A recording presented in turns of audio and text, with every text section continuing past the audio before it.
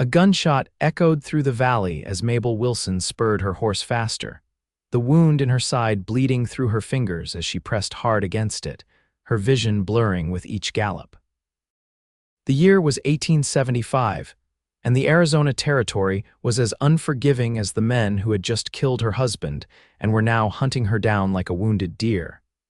The sun beat down mercilessly on the dusty plains surrounding Shafter, Arizona. Mabel had been on the run for 3 days since the attack on their homestead.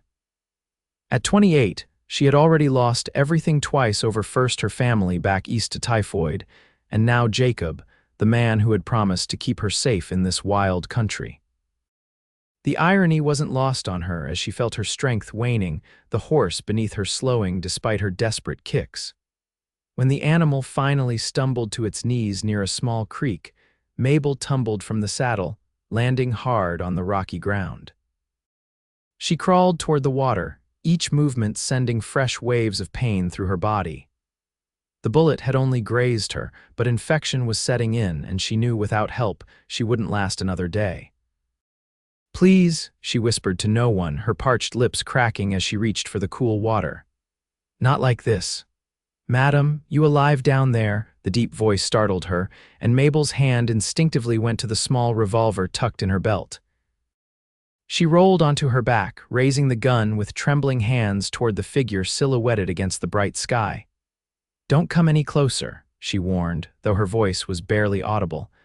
The man dismounted smoothly from his horse, keeping his movements slow and deliberate.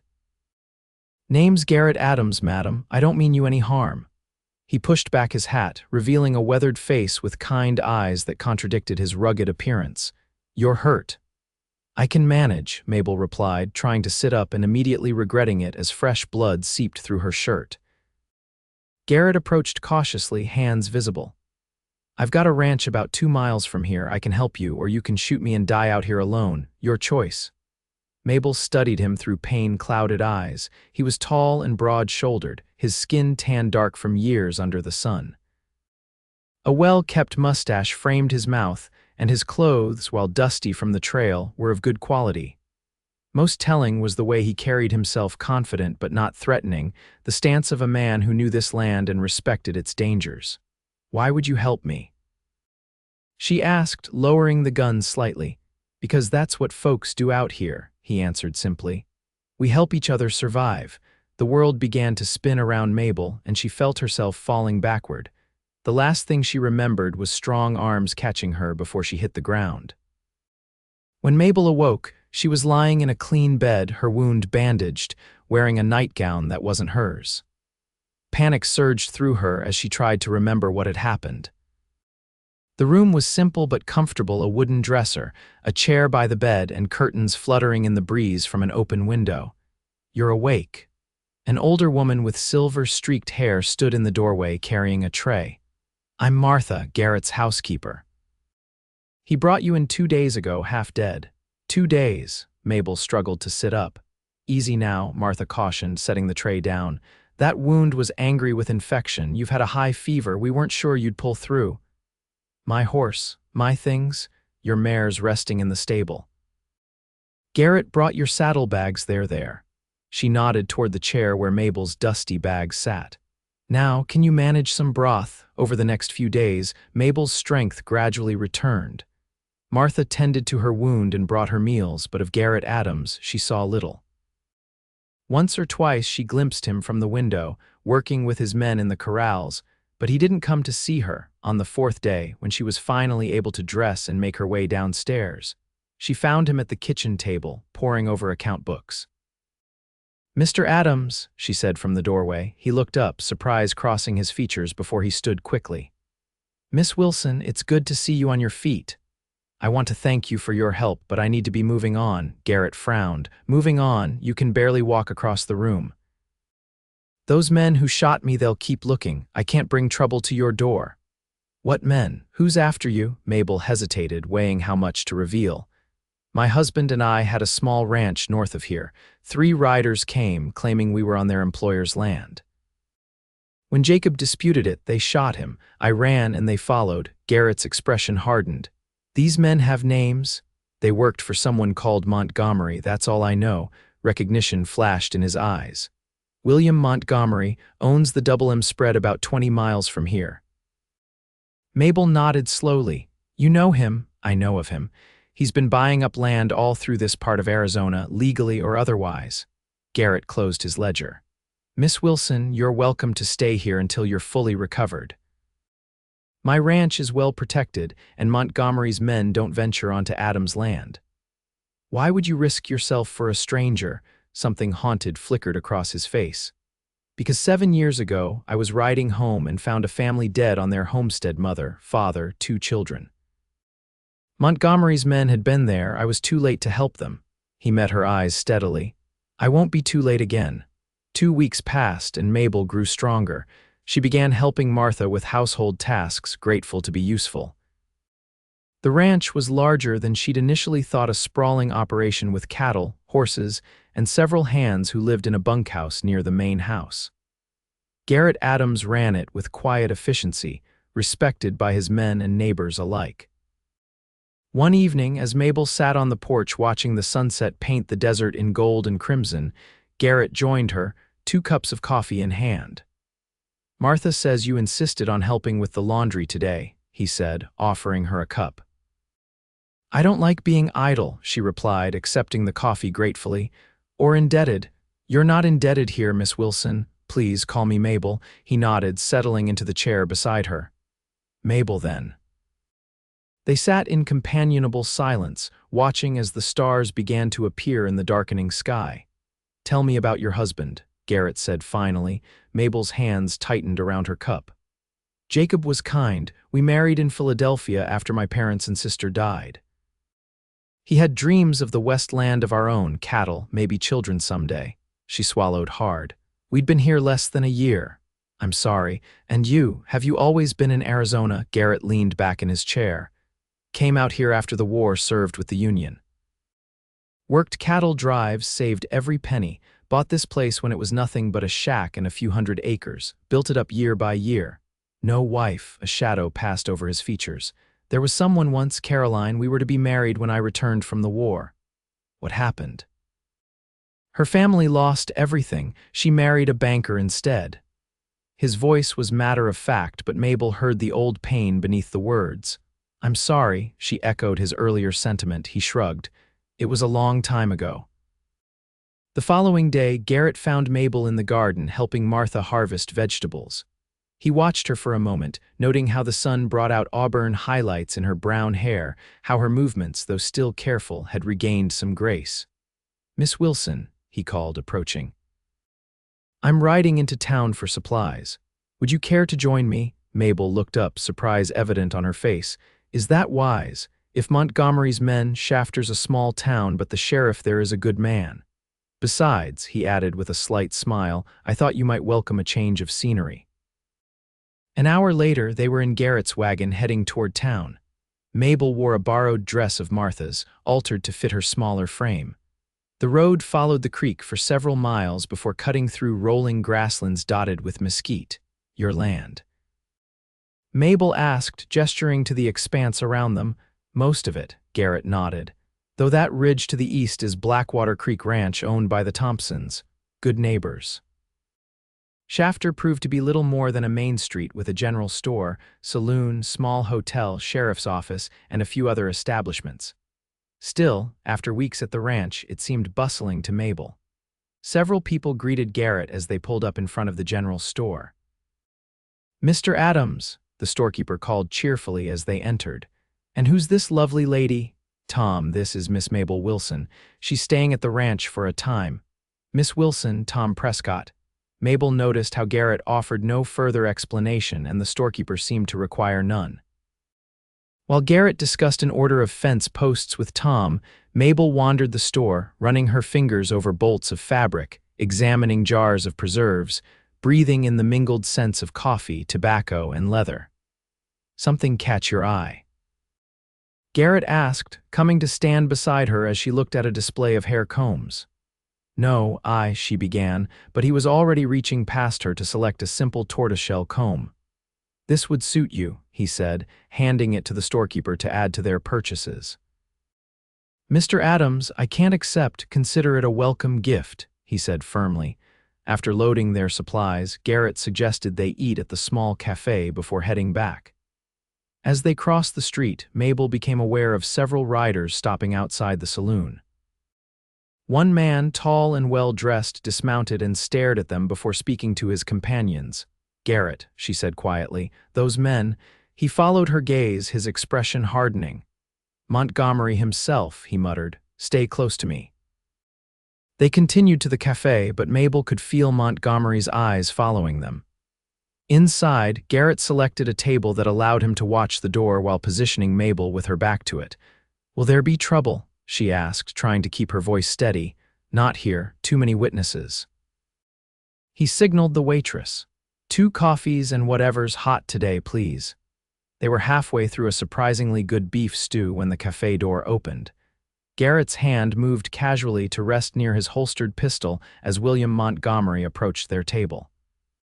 "Adams," Montgomery greeted, his voice cultured and pleasant despite the coldness in his eyes. He was in his 50s, expensively dressed with silver at his temples. "What a coincidence. And Miss Wilson, I believe I've been looking for you." "You found her," Garrett replied evenly. "Now you can be on your way," Montgomery smiled thinly. "I merely wish to express my condolences on the unfortunate death of your husband, madam. A terrible misunderstanding. Your men murdered him in cold blood," Mabel said, her voice shaking with anger. "My men were instructed to survey property lines, not to engage in violence. They've been disciplined accordingly." He placed his hat over his heart in a mockery of respect. "I'd be willing to compensate you for your loss, of course." "The only compensation I want is justice," Mabel replied. Montgomery's smile faded. "Be careful, Mrs. Wilson. Justice is a complicated matter in these parts." His gaze shifted to Garrett.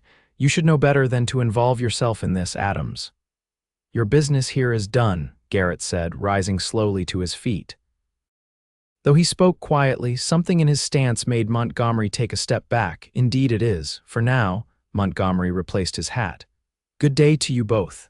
After he left, Mabel realized she was trembling. "He knows where I am now." Garrett reached across the table to cover her hand with his. "You're safe with me, I promise you that." The ride back to the ranch was tense, both of them watching for signs of followers. As they crossed onto Adams' land, Garrett finally spoke. "We need to talk to Sheriff Taylor. Your testimony could put Montgomery's men behind bars for murder." "My word against theirs. Who would believe me?" "I would," Garrett said simply, "and so would the sheriff." That night, Mabel couldn't sleep. The encounter with Montgomery had brought back the horror of watching Jacob fall, of running for her life, of the desperate days that followed. She got up and wrapped a shawl around her nightgown before making her way downstairs, hoping a cup of tea might calm her nerves. She was surprised to find Garrett still awake, sitting at the kitchen table with a glass of whiskey. "I'm sorry," she said, turning to leave. "I didn't mean to intrude." "You're not intruding," he assured her. "Couldn't sleep either," she nodded, moving to the stove to heat water. "I've been thinking," Garrett said after a moment, "about what Montgomery said today.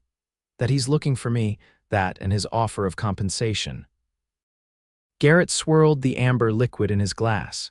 "It tells me he's worried. A man like that doesn't offer money unless he fears something worse, like a murder charge." Mabel set 2 cups on the table.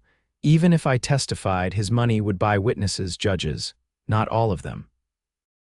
Garrett leaned forward. "There have been other incidents, other families pushed off their land. People are getting tired of it." "What would you have me do?" Mabel asked. "Stay, fight." His eyes held hers. "I'll help you." "Why, you barely know me. I know enough." The kettle whistled, breaking the moment. As Mabel prepared the tea, she considered his words. She had been running since Jacob's death, with no plan beyond survival. The thought of fighting back had seemed impossible until now. "I can't ask you to risk yourself," she said finally, returning to the table. "You didn't ask, I'm offering." In the soft lamplight, his features seemed both stronger and gentler. Mabel felt something shift inside her, a recognition, perhaps, of a kindred spirit who understood loss but refused to be defined by it. "Thank you," she said softly. The next morning, Garrett rode to neighboring ranches, returning late in the afternoon with news. The Thompsons, the Millers, and old man Hargrove all had run-ins with Montgomery's men, he reported to Mabel as they walked toward the stables.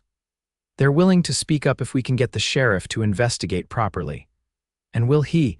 Taylor's a good man, but cautious. He needs more than just accusations. Garrett stopped, turning to face her. We need proof papers, a witness from inside Montgomery's operation, something concrete. How would we get such proof? Garrett's expression was grim. I have an idea, but you won't like it. He was right, Mabel didn't like it. Garrett proposed they spread word that she was selling her husband's land, hoping to draw out Montgomery or his men to make an offer. When they came, they would try to get them to incriminate themselves, with Sheriff Taylor and others hiding nearby to witness. It's too dangerous, she protested. These men have already killed once. We'll take precautions, Garrett assured her. I won't let anything happen to you. Despite her misgivings, Mabel agreed to the plan. Over the next week, preparations were made. Sheriff Taylor was hesitant at first, but eventually came around, especially after hearing similar complaints from other ranchers. The day before they planned to put their trap into action, Garrett found Mabel sitting under the large cottonwood tree behind the house, staring at the distant mountains. Having second thoughts, he asked, joining her on the bench. Not about going through with it, she replied. Just, after this is over, what then? What do you want to happen? Mabel sighed. I don't know, I can't go back to my land, too many memories. I have some money saved, enough to start over somewhere. You could stay here, Garrett said, his voice carefully neutral. She glanced at him, surprised. As what, your housekeeper? As whatever you want to be. He met her gaze directly. I've grown accustomed to having you around, Mabel. Before she could respond, one of the ranch hands came running toward them. Rider coming fast, Mr. Adams. Looks like young Thompson. Garrett was on his feet immediately. Minutes later, 17-year-old Daniel Thompson reined his lathered horse to a stop in the yard. Mr. Adams.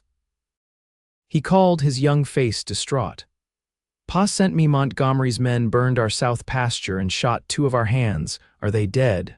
Garrett demanded, helping the boy dismount. No, sir, but badly hurt. Pa says they're claiming our cattle crossed onto their land, but that fence line's been settled for 20 years. Garrett turned to Mabel. This changes things. We need to move now before anyone else gets hurt. The plan was hastily revised. Instead of waiting for Montgomery to come to them, they would go to the sheriff immediately with statements from all the affected ranchers. Daniel's news had shifted the balance. There were now wounded men and witnesses to the Thompson attack. That evening, as Garrett prepared to ride into town with Daniel, Mabel insisted on accompanying them. It's my fight too, she said firmly, and my testimony may be the strongest case against them. Reluctantly, Garrett agreed. The ride to Shafter was tense, each of them alert for any sign of Montgomery's men. They arrived without incident, finding Sheriff Taylor at his office with several ranchers already gathered. Mr. Thompson sent word ahead, Taylor explained. I've been collecting statements all afternoon.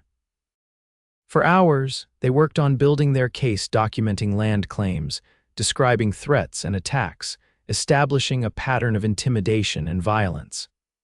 Mabel's account of Jacob's murder formed the centerpiece, the clearest example of how far Montgomery was willing to go. This is all well and good, the sheriff said finally, but we still need something that ties Montgomery directly to these actions. His men could claim they were acting on their own. What about financial records? Mabel suggested. If we could prove he's been buying land below value after driving people off. That would require access to his private papers, Taylor replied, shaking his head. I might know someone who could help, Garrett said slowly. Montgomery's foreman, Luke Daniels. We rode together years ago before he went to work for Montgomery.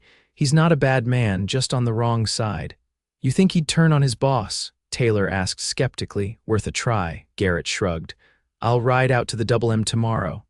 Not alone, Mabel insisted. Definitely not with you, Garrett countered. This is too dangerous. Their argument continued outside the sheriff's office, with neither willing to yield.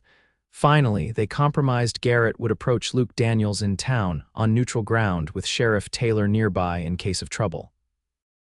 They spent the night at Shafter's small hotel, Mabel in one room and Garrett in another. Unable to sleep, Mabel sat by the window, watching the quiet street below. Her thoughts kept returning to Garrett's words under the cottonwood tree, "You could stay here, as whatever you want to be." What did she want? The question haunted her. For so long, survival had been her only goal. Now, with a chance for justice within reach, she found herself contemplating a future beyond vengeance, perhaps even one with love in it again. A soft knock interrupted her thoughts. Opening the door, she found Garrett standing there, his expression troubled. "I saw a light under your door," he said.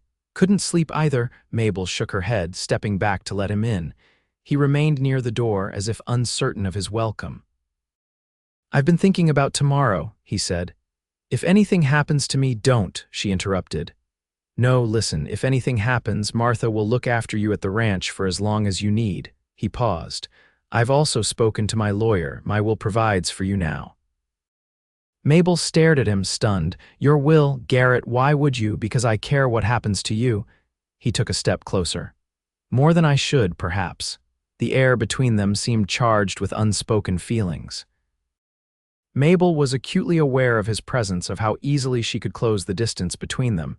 Instead, she said softly, "Nothing will happen to you tomorrow. We'll face this together, and then—" She hesitated. "And then," he prompted gently, "and then we'll see what comes next." A smile touched his lips. "That's fair enough." He moved to the door. "Try to get some rest, Mabel. Tomorrow will be a long day." Morning brought clear skies and a sense of anticipation. Word came that Luke Daniels would be in town around noon, stopping at the saloon as he often did when delivering messages for Montgomery. The plan was simple. Garrett would approach him alone, appeal to their past friendship, while the sheriff and Mabel waited nearby. As noon approached, they took their positions. Mabel sat with Sheriff Taylor in his office, which offered a clear view of the saloon across the street. Garrett waited at the general store, watching for Daniels' arrival. When a lone rider matching Daniels' description appeared, Garrett nodded slightly toward the sheriff's office before crossing to intercept him. From her vantage point, Mabel could see the two men greet each other, a handshake, Daniels' initial surprise giving way to wariness. They spoke briefly outside before Daniels dismounted and they both entered the saloon. Minutes stretched into a half hour, then nearly an hour. Mabel grew increasingly anxious. "Should we check on them?" she asked the sheriff. Taylor shook his head. "Give them time. This kind of conversation can't be rushed." Finally, the saloon doors swung open and both men emerged. Garrett looked toward the sheriff's office and gave a subtle nod. "He's coming with us," Sheriff Taylor said, relief evident in his voice. Moments later, Garrett entered with Luke Daniels, a weathered man in his 40s with a deep scar across his left cheek and eyes that had seen too much.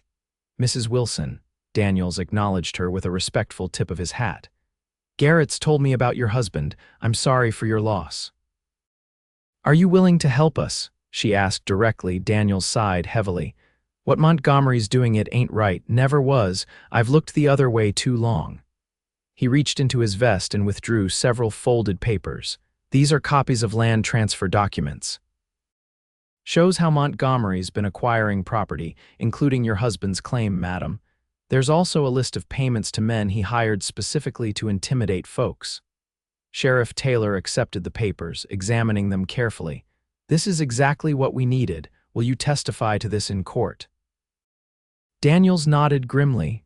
"I will. Can't live with myself otherwise." The next few days passed in a flurry of activity.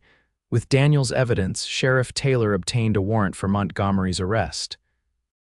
Several of his men were taken into custody as well, including the three who had killed Jacob Wilson. Montgomery, predictably, fought back with expensive lawyers and claims of persecution. But the evidence was substantial, and with multiple witnesses now willing to come forward, the territorial judge ordered him held for trial. Through it all, Garrett remained by Mabel's side, a steady presence as she gave her formal statement, identified her husband's killers, and endured questioning by Montgomery's attorneys. His quiet strength became her anchor, helping her face each difficult moment with dignity and resolve. 2 weeks after Montgomery's arrest, Mabel and Garrett returned to the Adams ranch. The initial battle was won, though they knew the trial would be months away. That evening, they sat once again on the porch, watching the sunset paint the landscape in vibrant hues. A comfortable silence stretched between them until Mabel finally spoke. "I've been thinking about what comes next," she said, "after the trial." "And what have you decided?" Garrett asked, his voice carefully neutral. Mabel turned to face him. "When you found me by that creek, I was more than just physically wounded. My heart was shattered. I never thought I could open it again, too afraid of more pain, more loss." She swallowed hard. "I'm too scarred to love again," she confessed, her voice barely above a whisper. Garrett reached across the space between them, taking her hand in his. "Then let me love for both of us," he replied softly, "at least until you're ready." Tears filled Mabel's eyes as she looked at this man who had saved her in more ways than one. "You would do that, wait for me." "I would wait forever if that's what you needed," he said simply, slowly, tentatively. Mabel leaned toward him. Their kiss was gentle, a promise rather than a demand. When they parted, she rested her forehead against his. "Maybe you won't have to wait quite that long," she murmured. As summer turned to fall, Mabel settled into life at the Adams ranch. She worked alongside Martha in the house, learned about the cattle operation, and gradually made a place for herself. The nightmares that had plagued her began to fade, replaced by more peaceful dreams. Garrett was true to his word, patient and undemanding. He courted her properly, rides across the ranch, dinners in town, small gifts that showed he was paying attention to her likes and preferences. Their evenings on the porch became a cherished ritual, a time to share thoughts and stories as the day ended. In October, they traveled to Prescott for Montgomery's trial. For 5 grueling days, Mabel faced her husband's killers in court, telling her story while Montgomery watched with cold eyes. Other ranchers testified about similar threats and attacks, and Luke Daniels' evidence proved damning. On the 6th day, the jury returned their verdict, guilty on all counts. Montgomery was sentenced to 20 years in territorial prison, his accomplices to varying terms. As they left the courthouse, Mabel felt a weight lift from her shoulders. "It's really over," she said wonderingly. Garrett squeezed her hand. "Justice was done. Jacob would be proud of you." That night in their hotel, as Mabel prepared for bed, she heard a soft knock. Opening the door, she found Garrett standing there, something small and square held in his hand. "I've been carrying this for weeks," he said, stepping inside when she gestured him in, waiting for the right moment. He opened his palm to reveal a simple gold ring with a small diamond. "I know it might be too soon, and if it is, I understand, but I want you to know my intentions." Mabel stared at the ring, emotions washing through her. "You're asking me to marry you. I'm asking you to consider it," he replied. "Not today, not tomorrow if you're not ready, but someday." She looked up at him, at this man who had shown her that life could begin again after devastating loss. "I don't need someday," she said, her voice steady and sure. "My answer is yes, now, today." Joy transformed his features as he slipped the ring onto her finger. When he kissed her, Mabel felt the final walls around her heart crumble. She had thought herself too damaged for love, but Garrett had shown her that scars, while permanent, could fade, that the heart's capacity for love never truly died. They were married in Shafter 2 weeks later, a simple ceremony with friends from neighboring ranches in attendance. Martha cried openly, while the ranch hands celebrated with an enthusiasm that suggested they'd long been hoping for this outcome. As winter settled over the ranch, Mabel found herself happier than she'd believed possible after Jacob's death. The guilt she had initially felt, as if loving Garrett somehow betrayed her first husband's memory, gradually faded, as she came to understand that the heart could expand to hold both grief and joy. One snowy evening, as they sat before the fireplace, Mabel curled against Garrett's side with his arm around her, she broached a subject that had been on her mind. "I received a letter today," she said, "from the lawyer handling Jacob's estate. The land has been officially cleared of Montgomery's claim and reverted to me as his widow." Garrett nodded. "I expected as much. What do you want to do with it?" "I've been thinking about that. It's good land with water rights." She shifted to look up at him. I thought perhaps we might build something there, not a home, we have that here, but maybe a school. There are enough children among the neighboring ranches to warrant one." "A school," Garrett repeated thoughtfully. "Jacob was a teacher before coming west, wasn't he?" "Yes," Mabel smiled at the memory. "It was his first love. He always talked about starting a school once we were established. Then it would be a fitting memorial," Garrett said, kissing the top of her head. "We'll make it happen." Spring brought new life to the ranch, calves in the pastures, wildflowers dotting the hills, and another kind of beginning for Mabel and Garrett. On a warm April morning, Mabel confirmed what she had suspected for several weeks: a baby. Garrett repeated when she told him, his expression a mixture of wonder and concern. "Are you sure? Dr. Miller confirmed it yesterday when I was in town," she nodded. "Are you pleased?" In answer, he swept her into his arms, laughing with pure joy. Pleased doesn't begin to describe it. As her body changed with the growing child, Mabel sometimes found herself thinking of the life she might have had with Jacob, the children they had planned but never conceived. There was sadness in those thoughts, but no longer the sharp pain that had once accompanied them. "Do you think it's a boy or a girl?" Garrett asked one night as they lay in bed, his hand resting on her rounded belly. "A boy," Mabel replied confidently, "strong like his father." "Stubborn like his mother," Garrett countered with a grin. Construction on the schoolhouse began that summer, with ranchers from miles around contributing labor and materials. By September, a sturdy one-room building stood on what had been the Wilson homestead, ready to welcome children from the surrounding area. At the dedication ceremony, Mabel stood beside Garrett, now visibly pregnant, as Sheriff Taylor cut the ribbon across the door. "The Jacob Wilson School is officially open," Taylor announced to applause from the gathered families. As people filed inside to admire the new desks and books, Luke Daniels approached them. After testifying against Montgomery, he had started a small freight business, determined to make an honest living. "Mrs. Adams," he greeted Mabel respectfully, "it's a fine thing you've done here. A good way to remember him." "Thank you, Mr. Daniels," she replied. "I believe Jacob would have approved." On a cold December night, with snow falling gently outside, Mabel gave birth to a healthy son. They named him Thomas Jacob Adams Thomas for Garrett's father, Jacob for the man whose memory had brought them together. As Mabel held her son for the first time, watching Garrett's face transform with love as he touched the tiny fingers, she felt a sense of completion.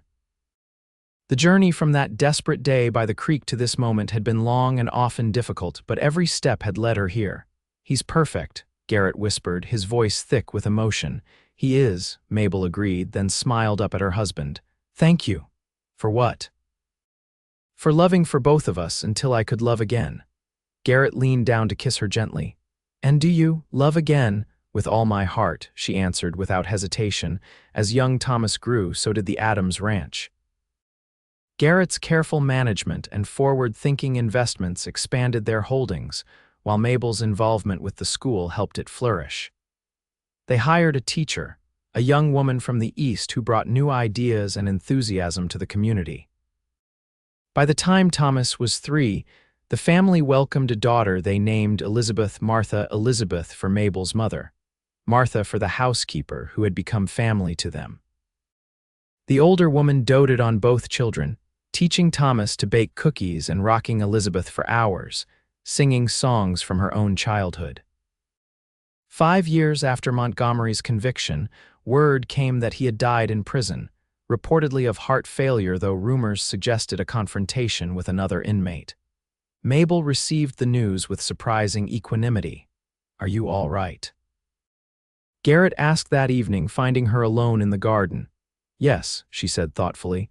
"I thought I might feel something, satisfaction perhaps, but instead I just feel at peace, as if a chapter that needed to end has finally closed." Life on the frontier remained challenging. Droughts threatened the cattle, blizzards isolated the ranch for weeks, and illnesses came that had them holding vigil by their children's bedsides. But through it all, Mabel and Garrett faced each challenge together, their bond deepening with each passing year. On the 10th anniversary of their marriage, Garrett surprised Mabel with a trip to San Francisco a week away from the ranch, the children left in Martha's capable hands. "It's too much," Mabel protested when he showed her the train tickets. "Nothing's too much for you," he replied simply. The city dazzled them with its energy and sophistication after the relative isolation of ranch life. They attended the theater, dined in fine restaurants, and walked arm in arm along the waterfront. In a luxurious hotel room overlooking the bay, they rediscovered each other away from the constant demands of their daily lives. On their last night in the city, as they prepared for a special dinner, Garrett watched Mabel arrange her hair, securing it with the tortoiseshell comb he had bought her so many years ago in Shafter's general store. "Do you ever regret it?" he asked suddenly. "Regret what?" She turned, surprised. "Staying in Arizona, you could have gone back east after Montgomery was convicted, started over somewhere more civilized than Shafter." Mabel crossed to him, taking his face between her hands. "I have never, for one moment, regretted my life with you," she said firmly. "The ranch, our children, the school, these are not consolation prizes, Garrett. They're the life I chose, the life I love." Later that night, as they stood on their hotel balcony watching moonlight shimmer on the water, Garrett wrapped his arms around her from behind. 10 years, he murmured against her hair. "Sometimes it seems like yesterday that I found you by that creek, and sometimes it feels like I've known you forever," she replied, leaning back against his chest. "Like my life didn't truly begin until that day." They returned to the ranch renewed, ready to face whatever the next decade might bring. Thomas, now 9, was showing a keen interest in ranching, following Garrett everywhere and absorbing everything he could about cattle and horses. 7-year-old Elizabeth had inherited her grandfather's love of teaching, often gathering the younger children from neighboring ranches to play school. As the children grew, so did the community around them. Shafter expanded with a church, a proper doctor's office, and eventually a bank. The Jacob Wilson School added a second room and another teacher as more families settled in the area. Through it all, Mabel and Garrett's evening ritual remained unchanged, sitting together on the porch as the day ended, sharing thoughts and plans, celebrating small victories and comforting each other through disappointments. On the evening of Mabel's 50th birthday, with their children grown and the first grandchild on the way, they sat in those same chairs, gray now touching both their heads. "You remember what you said to me that night in the hotel after Montgomery's trial?" Mabel asked, her hand finding his as it had thousands of times over the years. "I said many things," Garrett smiled. "Which one are you thinking of? You said you'd love for both of us until I was ready to love again." He nodded, remembering. "I meant it. I know you did." She squeezed his hand. "But what I've come to understand is that you never had to love for both of us. You taught me that love isn't a finite resource that gets used up. It grows, changes, makes room for new beginnings even while honoring what came before." Garrett turned to look at her, the lines on his face testament to years of sun and wind and laughter. "You are still the most beautiful woman I've ever known," he said softly. "Inside and out, and you," she replied, "are still the man who saved me in every way a person can be saved." The sun dipped below the horizon, painting the sky in familiar golds and crimsons. As darkness settled over the land they had nurtured together, Mabel rested her head on Garrett's shoulder, grateful for the scars that had led her to this man, this life, this love. For in the end, it wasn't about one person loving for both, but two people healing together, building something stronger and more enduring than either could have imagined on that fateful day by a dusty creek in the Arizona Territory.